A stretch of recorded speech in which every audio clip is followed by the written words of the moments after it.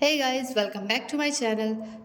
आज हम पढ़ेंगे एंटी डायरियल ड्रग। ठीक है, एंटी एमेटिक्स वगैरह हमने पढ़ लिया था प्रीवियस वीडियोस में। ठीक है, तो आज हम पढ़ेंगे एंटी डायरियल। ठीक है, इंट्रोडक्शन क्या होता है, एंटी डायरियल ड्रग क्या होती है वो देखेंगे। ठीक है, anti means against, diarrhoeal means diarrhoea. ठीक है, ऐसी ड्रग जो कि डायरिया के अगेंस्ट वर्क करती हैं।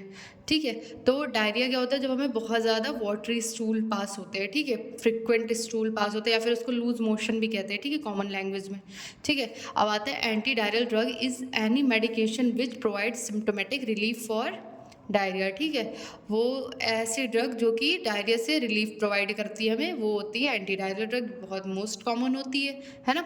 अब डेफिनेशन क्या है, an anti diarrhoeal drug is a drug that is use to slow down और स्टॉप डायरिया। ठीक है, और लूज स्टूल्स, है ना।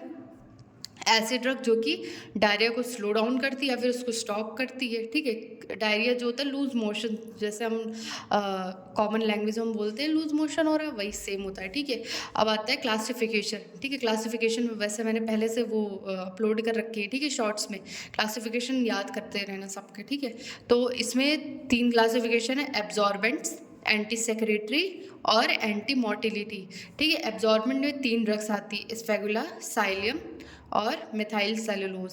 ठीक है, अब एंटी सेक्रेटरी में आती है मिसेलाजाइन, सल्फासेलाजाइन।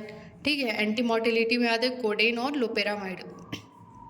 इसके जो ड्रग के नेम है, ठीक है, ये 1 वर्ड में पूछा था। ठीक है, इस बार जो एग्ज़ाम में पेपर क्वेश्चन आया था उसमें एमसीक्यूज़ में लोपेरामाइड ये पूछा था। ठीक है, एंटी मोटिलिटी ये पढ़ लेना। क्लासिफिकेशन तो वैसे बताया ही कि याद करना है ना।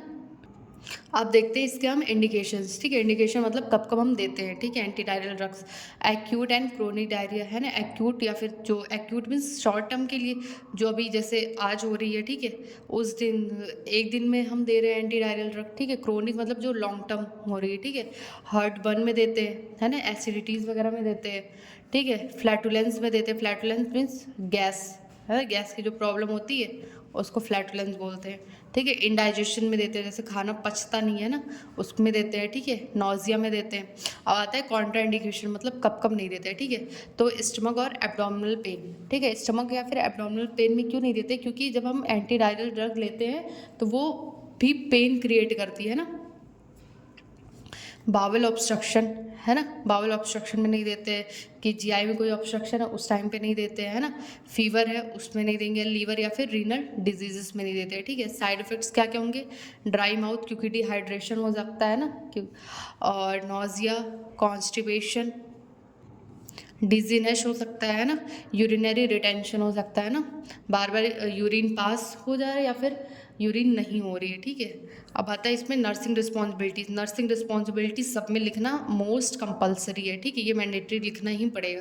ठीक है, अब इसमें आता है पहला, monitor the patient's health status, ये सब में कॉमन लिख दो। ठीक है, and diarrhoea, check the electrolyte and fluid balance, क्योंकि जब डायरियल कंडीशन होती है तो उसमें फ्लूइड इलेक्ट्रोलाइट का लॉस होता है ना, क्योंकि फ्लूइड लॉस होता है, डिहाइड्रेट होता है ना, तो उसमें उसके पेशेंट के हम इलेक्ट्रोलाइट्स देखेंगे, है ना। Evaluate the patient for adverse drug reaction, है ना। ये सब में कॉमन पॉइंट है कि एडवर्स रिएक्शन के लिए हम पेशेंट को देखेंगे। ठीक है, तो ये हो गया हमारा एंटी डायरियल। ठीक है, कल हम पढ़ेंगे और इसके आगे जो ड्रग है वो पढ़ेंगे। ठीक है, और ठीक है, फिर वो क्या कहते हैं, इसका जो शॉर्ट नोट मैंने लगा रखा है शॉर्ट वीडियो में, इसकी क्लासिफिकेशन उसको याद करते रहना। ठीक है, ओके, थैंक्स फॉर वॉचिंग।